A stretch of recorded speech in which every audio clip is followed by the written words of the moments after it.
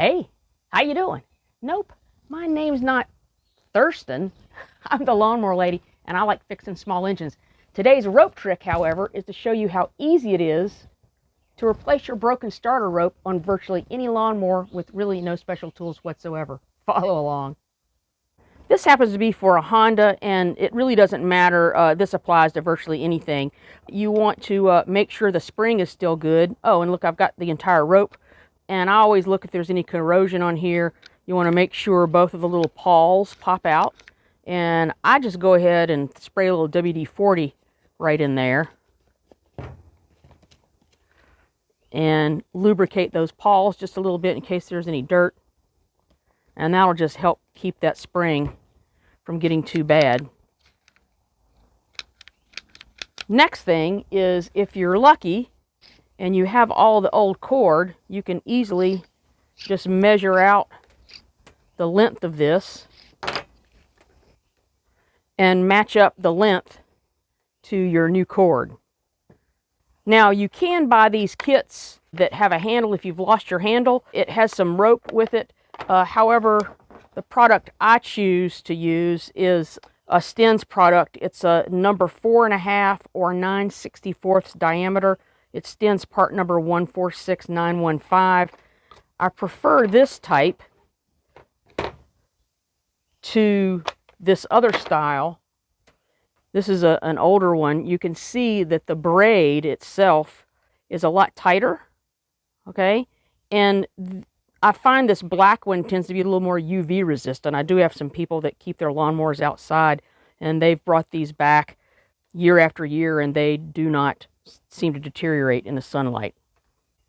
Now, if you do buy this on a reel, I measure out 80 inches, which I've pre-measured here.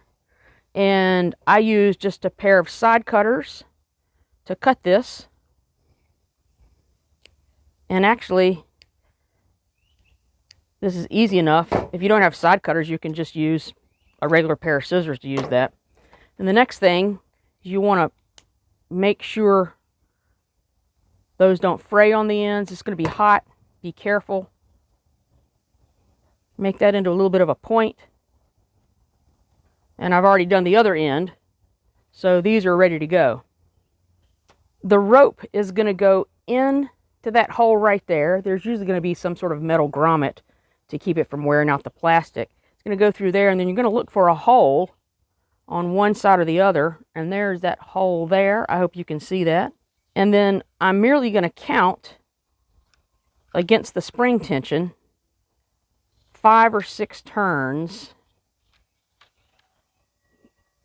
lining up with that. So there's 1 turn,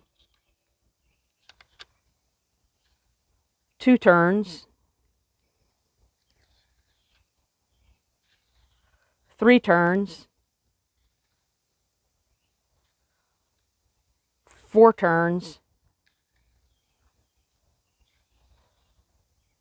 and 5 turns.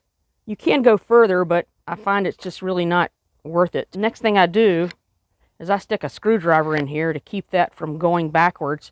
Be careful with your fingers. If it flies off, it will bruise your fingers. Now, with our freshly cut rope, you can go in on either side, whichever is easier to do. Oops, nope. There we go. There's a rope coming out of there. Twist it, come out. All right. And I like to put a figure 8 knot on here. It's a little more secure. Some starters, you really don't have the room to put a figure 8 in there. That's good and tight. Give it one good pull. There we go.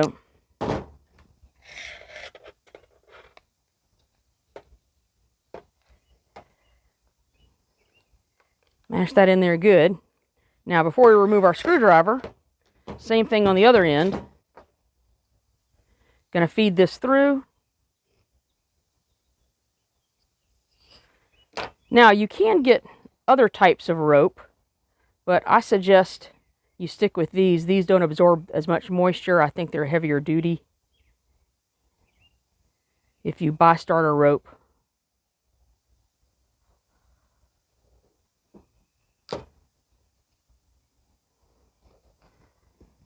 All right. That is good and tight. That is going nowhere. I'm going to remove the screwdriver. Keep a thumb on there so it doesn't sling back at you. And we're just going to let the rope feed back in there naturally. Now you can get larger rope, but it'll fill up the bail too quickly and you might not get as much rope on there. Conversely, you want to use smaller rope on weed whackers and trimmers and that sort of thing. So, all right, this should be good to go. Well, that was easy. No special tools required. If you want to see some other tips and tricks, watch these videos right here. Mow Happy.